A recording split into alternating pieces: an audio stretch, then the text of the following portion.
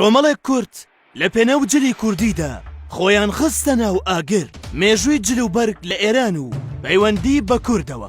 وڵاتی ئێران لە هەر سێ سەردەمی قاجاری و پالەوی و کۆماری ئیسلامیدا کێشەی لەگەڵ جل و بەرگی کۆمەڵگەدا هەبووە. سەردەم هەبووە داپۆشراوی تێیدا قەدەغە بووە، سەردەمی ژەبووە وەک ئێستا دانە پۆشراوی قەدەغە کراوە.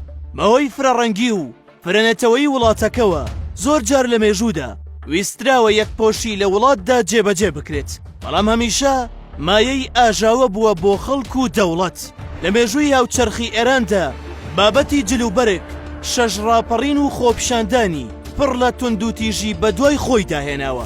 ئەوانیش ڕاپەڕینی مەلا خەلیل، ناڕەزایی شێخ نەسرەدینی خاڵسی، ڕاپەڕینی گەوهەرشاد، خۆپشاندانەکانی دژایەتی سەپاندنی حیجاب لە ساڵانی سەرەتای شۆڕشی ئیسلامیدا، کەمپینەکانی 2014 و 2018 و ناڕەزاییەکانی ژنان بۆ ماف و لابردنی لە چەکسەپێنی.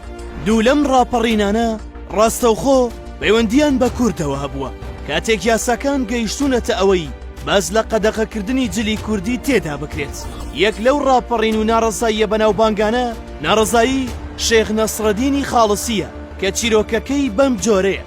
شێخ نەسرەدینی خاڵسی لە ساڵی 1930دا دژی بڕیارێک وەستایەوە کە دەوڵەت بۆ یەکپۆشی گەلانی ئێران دەری کرد و بایکۆتی ئەم جلە نوێیەی کرد.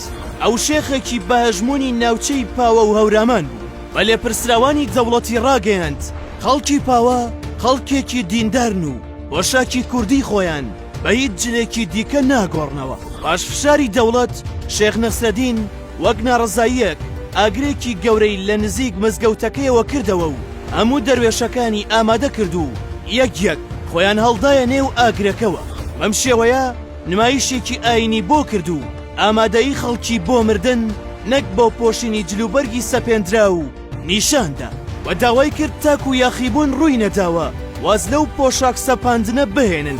گەربەدەستان داواکەی شێخیان گەیاندە سەروی خۆیان و بەو شێوەیە پاوە و ناوچەکانی دەوروبەری لە جێبەجێکردنی گۆڕینی جلی کوردی بەخشران و جلی کوردی وەک شوناز بۆ ئەو نیشتیمانە مایەوە.